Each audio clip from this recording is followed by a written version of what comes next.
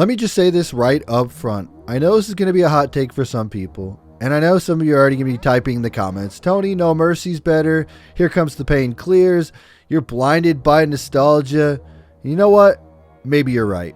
But I don't really care, because today I want to talk about WWE SmackDown vs. Raw 2011, and for why me personally, this is one of my favorite wrestling games of all time, because this game hit me at a perfect time with the perfect mix of realism, arcade chaos, creativity, and freedom. This is a game I lost entire nights to.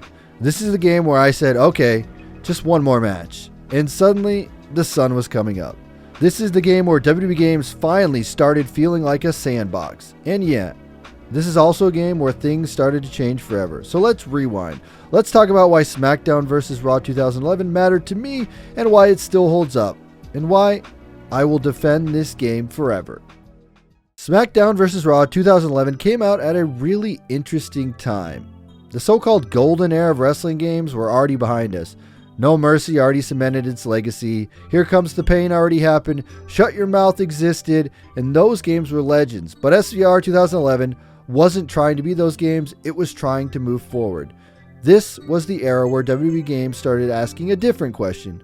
What if wrestling games weren't just about winning matches? What if they were about creating moments? And that question defines the entire game. SVR 2011 is a moment generator. Let's talk about the big thing that everybody remembers, the physics engine. This is the first WWE games where physics actually felt important and fun.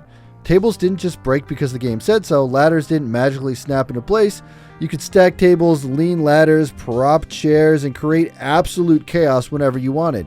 And when something crazy happens, it felt awesome. Not because the game prompted me to or some action happened, but because I set it up myself. The feeling was insane. It felt like you broke the game, like you discovered something you weren't supposed to. That's when wrestling games are at their best. SVR 2011 didn't just give you weapons, it gave you freedom. Chairs weren't just chairs, tables weren't just tables, ladders weren't just ladders. Everything was interactive. You could turn any match into a highlight reel. Extreme Rules felt extreme. TLC didn't feel like it was scripted. Hardcore chaos felt natural. Sometimes it went wrong, sometimes it was messy, but that was kind of the point. SVR 2011 just feels good to play because controls and the flow of the matches are the backbone of why this game works. SVR 2011 has one of the most underrated control schemes in the entire WWE game series. It's not flashy, it didn't really reinvent the wheel, but it just feels right when you're playing it. Everything feels intentional. Button presses matter, timing matters, positioning matters. You can't just mash your way to victory, and if you mess up, you get punished, and that's important. You feel it when you miss a grapple, you feel it when you miss time a reversal, you feel it when you finally hit a counter that you've been trying to do. And when you get into a rhythm, oh man, that's when the game sings. Because wrestling games live and die by feel. And when you feel like you're in control of the match, that is just so satisfying. I can't explain enough about these controls and how awesome they are. But so many matches from this game stick in my head because how awesome the gameplay and the mechanics were. Not because they were flashy, but because they felt awesome. This is the part that everybody expected me to talk about, and that is Universe Mode. Because that's where SmackDown vs. Raw 2011 becomes legendary. This was the first Universe Mode, and it wasn't perfect, but it didn't need to be. For the first time, WWE games stopped being about isolated exhibition matches and started feeling like a living wrestling world. Universe Mode was literally at the main menu, part of the exhibition matches. You weren't just picking a single match, you were going into the universe. Rivalries formed organically, championships changed hands unexpectedly, tag teams broke up without warning. Sometimes this game made no sense, and somehow that made it feel more real. You'd boot up the game and you'd think, alright, what's happening tonight? And you didn't know. Universe Mode trusted your imagination. It didn't spoon feed your stories, it let momentum do the work. WWE 12 might be the most perfect Universe Mode that they've ever done, but SVR 2011 is definitely one for the ages. This was the first time they did it, and I think they did it really awesome. They made it part of the core game, so it was the ever-evolving WWE Universe. If you did something in an exhibition match, it would be part of the universe, and I think that's really, really cool. It makes the game living and breathing. And honestly, without Universe Mode, I don't think this game ranks as highly. And this is where SVR 2011 becomes more than just a game for me, because this wasn't just something I played. This is one of the first things that made my YouTube channel feel like it actually had momentum. And that all came from Universe Mode. Back then, I wasn't thinking like a content creator. I wasn't chasing trends. I wasn't optimizing thumbnails. I wasn't worried about retention curves or analytics. I was just hitting record. And Universe Mode did something no other mode had done for me at this point. It gave me that unpredictability that I needed. I didn't know what was going to happen, and that's huge. Every episode felt different, and I felt inspired. Episode 1 might be slow and methodical, and the next might completely fall apart into chaos. And when I uploaded these videos, people noticed. Not because they were flashy, but because they felt authentic. I'd upload Universe Mode episodes, see the comments, and be like, wow, this is great. I'm doing something that is working. You see, because people weren't just watching a match, they were invested in the story that I was creating, even though the story wasn't scripted. Universe Mode was doing long-term storytelling accidentally, and that accidental storytelling helped me find my voice. I learned how to let the moments breathe. I learned that you don't always need to have something big happen. Sometimes you just need time. Some of the earliest return viewers I ever had came from my SVR 2011 Universe Mode videos. Who won the title? Did the rivalry continue? Did that tag team actually survive? That's when it stopped feeling like uploads and started feeling like a real series. That's a massive shift. SVR 2011 taught me something without me even realizing it. Wrestling games can become content engines. Not only that, but video games as a whole can create narratives.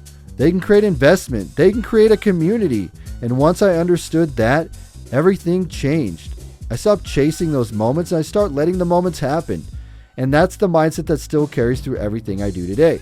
So yeah, when I say this game helped my channel grow, I mean it. It gave me confidence, it gave me consistency, and it gave me a reason to keep hitting that record button.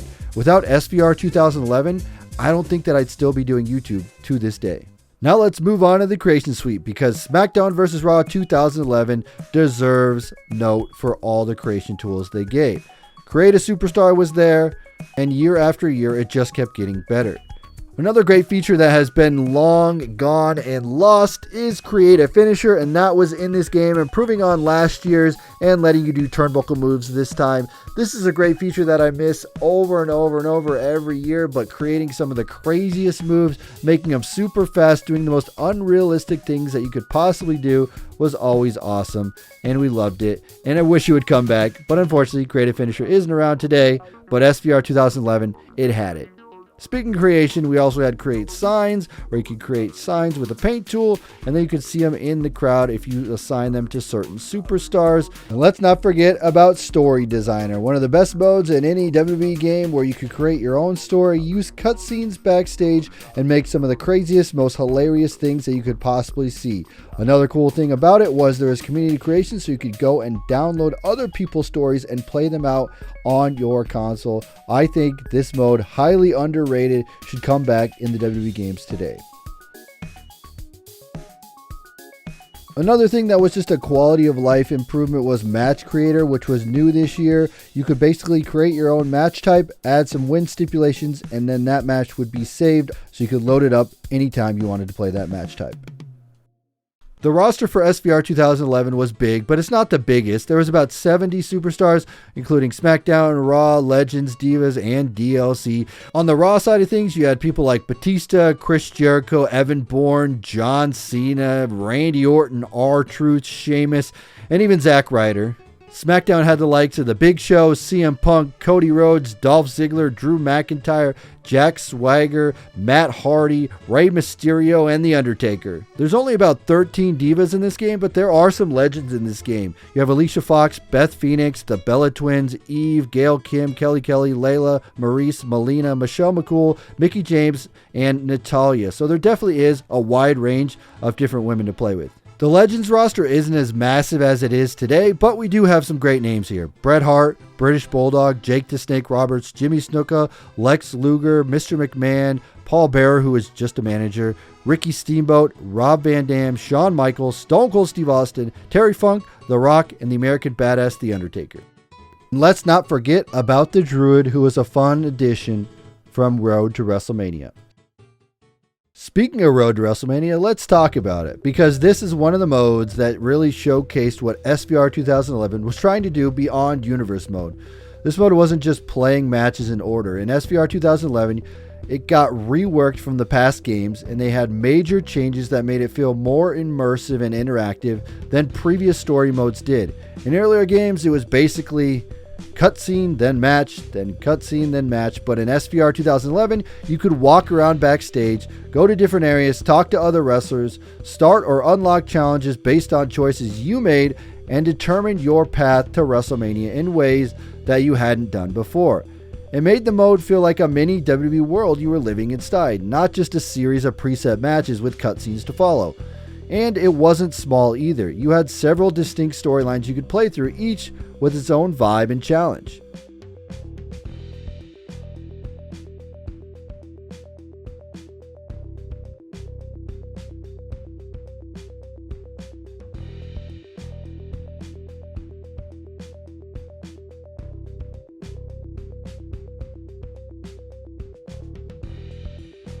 Chris Jericho's path was heavy on challenging matches and backstage encounters, forcing you to find other superstars to fight in unexpected places, like parking lots or hallways. It had that underdog, scrappy Fight Club vibe that just hits different today.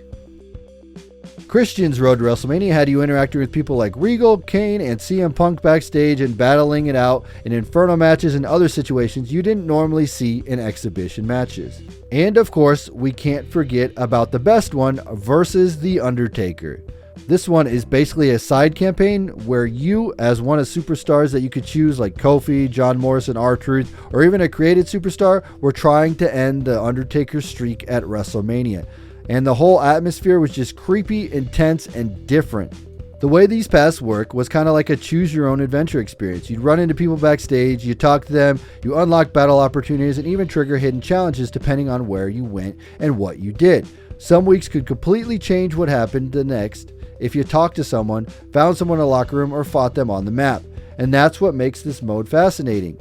It wasn't just about winning matches. You were literally running around backstage, hunting down challenges, exploring locker rooms, and with The Undertaker, you were trying to collect souls. Yeah, as ridiculous as that sounds, you had an urn that you would capture souls and try and beat The Undertaker at WrestleMania. Some people loved it for the level of immersion, and others thought the pacing could be slow because of the roaming around and finding people backstage, but honestly, it felt like one of those first times a WWE story tried to let you roam and discover the story, not just follow cutscenes over and over. And on top of that, these modes had unlockables tied directly to them, meaning doing specific parts of challenges would reward you with characters, attires, or extras that you could use in the game. They even gave you a druid character that you unlocked in The Undertaker's Road to WrestleMania story. It felt like they were giving Road to WrestleMania actual purpose beyond just playing it once and being done. So when I talk about why SVR 2011 sticks with me, yeah, Universe mode was a huge part of my channel growing, but Road to WrestleMania, that mode taught me about storytelling in games. It taught about pacing, taught about having fun and running around the atmosphere that was the WWE backstage. You were living the WrestleMania build in your own way, and that's something that you'll always remember. SVR 2011 came out at a time where I had time. I had energy. I could get lost in something. And this game let me do exactly that. It let me experiment. It let me create. It let me tell stories without realizing I was learning how to tell stories. Between Universe mode helping my channel find its footing and Road to WrestleMania teaching me about pacing and structure and fun with a game, this game did more for me than I realized at the time. SVR 2011 feels like the last moment before games shifted directions. More systems, more restrictions, more simulation-based game. Some of that was good, but this was balanced. This was creative. This was loose. This was player driven. So yeah, SVR 2011 isn't a perfect game, but it's special. It trusted the player. It encouraged creativity, and it gave us moments that we still talk about to this day. Because sometimes the best wrestling games aren't about graphics or modes or features. They're about how they make you feel. And SVR 2011 still gives me that warm, fuzzy feeling inside. Setting up one more ladder, one more table, and saying, all right, one final match.